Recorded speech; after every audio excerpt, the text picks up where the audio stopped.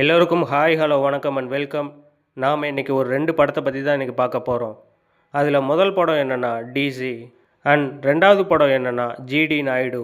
And வீடியோக்குள்ளே போகிறதுக்கு முன்னாடி இந்த மாதிரி சினிமா பற்றின அப்டேட்ஸ், மூவிஸை பற்றின கண்டென்ட் உங்களுக்கு வரணும் அப்படின்னா மூவி டேட் சேனலை லைக் பண்ணுங்கள், ஷேர் பண்ணுங்கள், சப்ஸ்கிரைப் பண்ணுங்கள், மறக்காமல் பக்கத்தில் இருக்க பெல் ஐக்கானையும் கிளிக் பண்ணுங்கள்.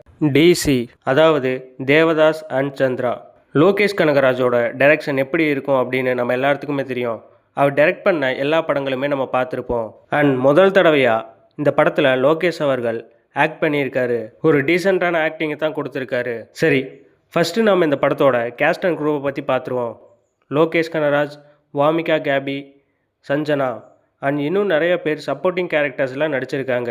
இந்த படத்தில் லோகேஷ் கனகராஜ் அவர்கள் தாஸ் என்கிற தேவதாஸ் அப்படிங்கிற கேரக்டர்லாம் நடிச்சிருக்காரு.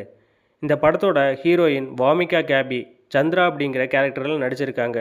இந்த படத்தை யார் டைரக்ட் பண்ணியிருக்காங்க அப்படின்னா அருண் மாதேஸ்வரன் அப்படிங்கிறவர் தான் டைரக்ட் பண்ணியிருக்காரு. அண்ட் இந்த படத்துக்கு மியூசிக் அனிருத் பண்ணியிருக்காரு. இந்த படத்தோட கதையை பற்றி சுருக்கமாக பார்த்துருவோம். இந்த படத்தில் தாஸ் என்கிற தேவதாஸாக வர லோகேஷ் கனகராஜ் அவர்கள் ஒருத்தர் கீழே வேலை செய்கிற கேங்ஸ்டர்ஸில் ஒருத்தராக இருக்கார். அப்போ போலீஸோட பொருட்கள் மேலேயே கை வச்சிட்றாரு. அதை இல்லீகலாக விற்கவும் செய்கிறாரு. அந்த சம்பவத்துக்கு அப்புறமா இவர் யாரெல்லாம் மீட் பண்ணுறாரு, அதனால் அவங்க எப்படி பாதிக்கப்பட்டாங்க, அவங்களுக்காக இவர் என்ன பண்ணார், அதுக்கப்புறமா மறுபடியும் போலீஸ் தேடுறாங்க. அப்போ தப்பிச்சு ஓடுறப்போ சந்திக்கிற 2 பெண்கள் தான் Vamika KP and Sanjana.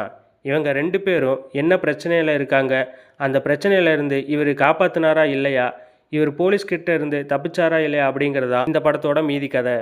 And Lokesh அவர்கள் நல்லா நடிச்சிருந்தாலும், அந்த கேரக்டருக்கு என்ன ஜஸ்டிஸ் பண்ணியிருந்தாலும், ஆனால் இதுக்காகலாம் இவர் ஒரு ஆக்டர்னு சொல்லிட முடியாது. த்ரோ அவுட் ஒரே மூடை கேரி பண்ணி எடுத்துகிட்டு போகிற மாதிரி தான் இவரோட ஆக்டிங் இருந்துச்சு. அண்ட் தாஸோட கேரக்டரோட ஆர்க்குமே அப்படி தான் டிசைன் பண்ணியிருந்தாங்க.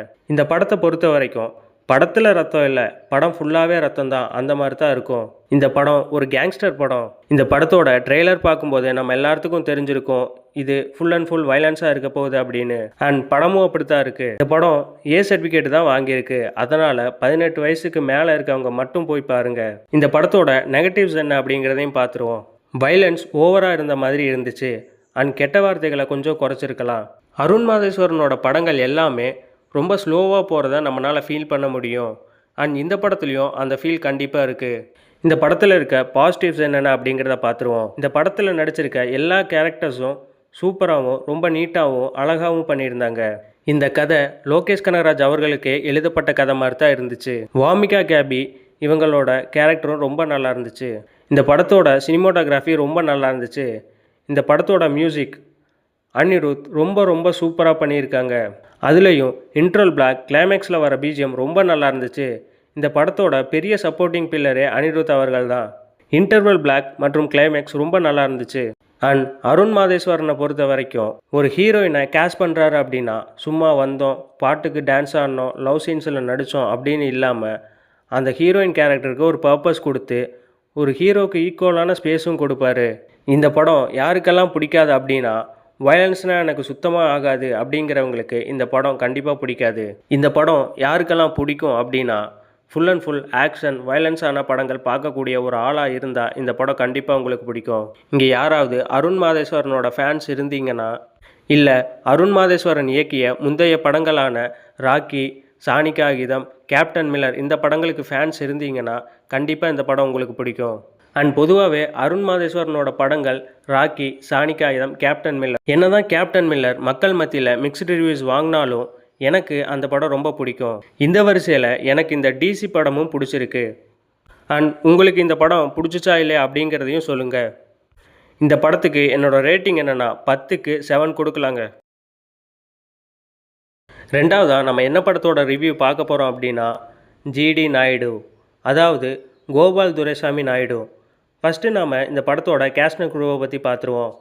மாதவன், சத்யராஜ், ஜெயராம், பிரியாமணி, துஷாரா விஜயன், வினய், அதித்தி பாலன், ரமேஷ் திலக், டிஜே. அண்ட் இவங்க மட்டும் இல்லாமல் இந்த படத்தில் இன்னும் நிறைய பேர் நடிச்சிருக்காங்க. அண்ட் இந்த படத்தோட ரைட்டர் அண்ட் டைரக்டர் யார்னா கிருஷ்ணகுமார் ராமகுமார் அப்படிங்கிறவங்க தான் இந்த படத்தை எழுதி இயக்கியிருக்காங்க. இந்த படத்தோட திரைக்கதைக்கு மாதவன் அவர்களும் உதவி செஞ்சுருக்காரு. இந்த படத்தோட மியூசிக் டைரக்டர் யார்னா கோவிந்த் வசந்தா அப்படிங்கிறவர் தான் இந்த படத்துக்கு மியூசிக் பண்ணியிருக்காரு. அரவிந்த் அப்படிங்கிறவர் தான் இந்த படத்துக்கு சினிமாட்டோகிராஃபி பண்ணியிருக்காரு. என்னதான் இந்த படம் ஜிடி நாயுடுவோட உண்மையான வாழ்க்கை வரலாற்று படமாக எடுத்திருந்தாலும் கதையோட சுவாரஸ்யத்துக்காக சில விஷயங்கள் இந்த படத்தில் ஆட் பண்ணியிருக்காங்க. இப்போ இந்த படத்தோட கதையை பற்றி சுருக்கமாக பார்த்துருவோம். பிரிட்டிஷ் ஆட்சி காலத்தில் கோயம்புத்தூரில் பிறந்து வளர்ந்து சில கண்டுபிடிப்புகளை ஜிடி நாயுடு அவர்கள் கண்டுபிடிக்கிறாரு. அதை பார்த்து பிரிட்டிஷ்காரங்க ரொம்ப பொறாமப்படுறாங்க. இவரோட வளர்ச்சியை தடுக்கணும் அப்படின்றதுக்காக இங்கே இருக்க சில பேரும் பிரிட்டிஷில் இருக்க சில பேரும் சூழ்ச்சி செய்கிறாங்க. அதில் இருந்து எப்படி இவர் மீண்டு வந்தார், அடுத்து என்ன கண்டுபிடிச்சாரு, அது வெற்றி அடைஞ்சிச்சா இல்லையா அப்படிங்கிறதா இந்த படத்தோட மீதி கதை. இந்த படம் ஒரு பயோபிக் படம். இந்த படத்தோட மொத்த டீமும் இந்த படத்துக்காக ரொம்ப உழைச்சிருக்காங்க அப்படிங்கிறத இந்த படம் பார்க்கும்போது நம்மளால் பார்க்க முடியுது. ஏன்னா ஜிடி நாயுடு அவர்கள் வாழ்ந்த காலத்தை அப்படியே நம்ம கண்ணு முன்னாடி கொண்டு வந்த மாதிரி தான் இருக்கும். அண்ட் ட்ரெய்லர்லேயே இதை நம்மளால் பார்க்க முடியும். அண்ட் நிறைய கேரக்டர்ஸும் உள்ளே இருக்குது. உதாரணத்துக்கு பெரியார் அவர்கள், ஹிட்லர், எம்ஆர் ராதா அவர்கள், இந்த மாதிரி கேரக்டர்ஸும் உள்ளே இருக்குது. இந்த படத்தில் இருக்க பாசிட்டிவ்ஸ் என்னென்ன அப்படிங்கிறத பார்த்துருவோம். கண்டிப்பாக மாதவன் அவர்களை சொல்லியே ஆகணும். ரொம்ப நல்லா நடிச்சிருக்காரு. மாதவன் அவர்கள் இந்த கேரக்டருக்கு என்ன தேவையோ அதை நீட்டாக ப்ரெசென்ட் பண்ணியிருக்காரு. மாதவன் அவர்கள் இந்த படத்துக்காக ஜிடி நாயுடு ஏஜ் டிஃப்ரென்ஷியேட் பண்ணி காட்டணும் அப்படின்றதுக்காக சில கெட்டப்லாம் போட்டிருக்காரு.